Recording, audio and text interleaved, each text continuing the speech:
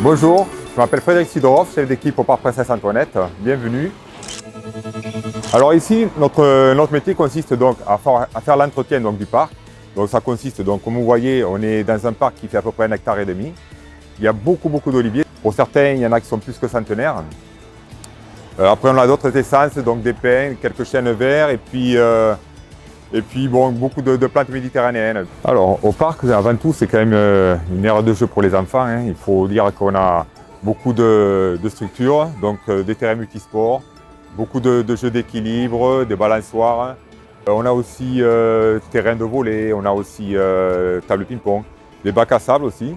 En fait, c'est pour tout le monde et surtout de tous les âges d'enfants, quoi. Alors ici, on se trouve donc à la mini-ferme du haut, donc avec la partie des chèvres. Donc il y a 6 chèvres, donc on a 5 mâles et une femelle. Ce personnage, c'est Léon. Léon, en fait, la propriétaire, elle habite juste à côté, elle est juste en dessous d'Issimona.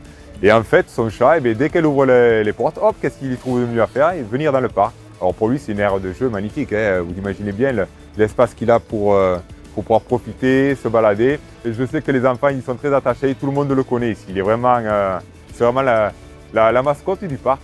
Alors ici, donc, on se retrouve donc, au niveau de la ferme du bas, donc on va dire la basse-cour, hein, avec tous les animaux qu'on peut trouver dans une ferme classique, donc les canards, lapins, les poules, on a même des cochons d'Inde. Pour le coq, alors en fait, voilà, ce qui s'est passé, c'est que au niveau des animaux, bon, on est obligé d'acheter donc pour renouveler hein, les poules, les lapins, les canards. Et bon, un collègue jardinier donc, est allé chercher donc, 2 poulets dans une jardinerie, quoi. Et sûr de lui, il m'a dit, bon, t'inquiète pas, c'est deux poules, quoi. Et puis, bon, au fil des jours, des semaines, les poules, elles grandissent, hein. Et puis, cette poule, enfin, il y en a une qui se distinguait des autres. Donc, avec une grosse crête qui commençait à prendre de l'ampleur. Forcément, le jour où il s'est mis à chanter, c'était plus une poule. L'histoire du coq, ça reste quand même quelque chose qui nous plaît, qui nous tient à cœur aussi. Parce que il fait sa loi et on sent que même les poules sont plus épanouies. Elles se sentent plus heureuses. Ici, cet arbre, on l'appelle le millénaire. En fait, il trône un petit peu dans le parc, telle une masse imposante. Il a été estimé à peu près à 1000 ans. Comme on dit, nous, pour cet arbre-là, on n'est que de passage. Hein. On va peut-être le tailler pendant une trentaine d'années dans nos générations. Et il se succédera, on va dire, encore d'autres jardiniers derrière nous qui tailleront aussi. Espérons qu'il soit encore vigoureux, qu'il tienne encore peut-être 1000 ans, voire plus. On a 2 composteurs dans le parc, on va en avoir d'autres qui sont prévus. Mais ces composteurs sont quand même à usage de tous les particuliers, et notamment de l'école des Révoirs qui vient aussi régulièrement avec des petits groupes d'enfants amener donc les restes qui leur restent de la cantine. Ça fonctionne très bien. Les gens ils sont assez réceptifs à ça, ils se rendent compte qu'ils ont une petite démarche qui est quand même environnementale. Et puis bon, après nous aussi on leur explique que le compost il est réutilisé dans les potagers, qui eux aussi ces potagers. Pareil, on fait des ateliers pédagogiques avec les enfants.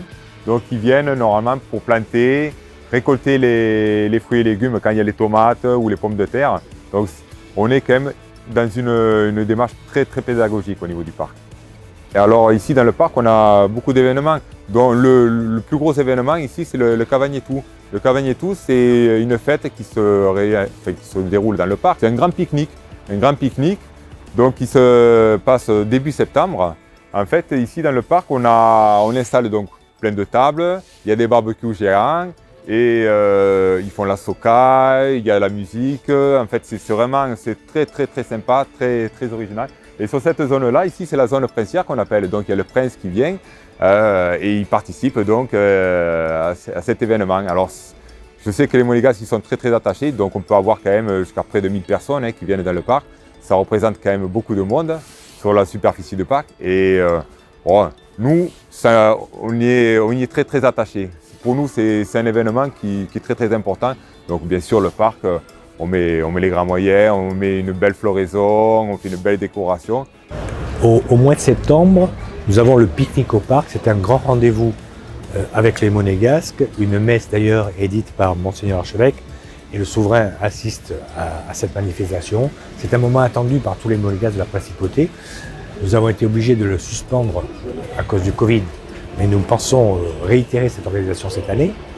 Nous avons la chasse aux œufs en période de Pâques où les enfants donc prennent rendez-vous et viennent dans ce parc pour chercher des œufs.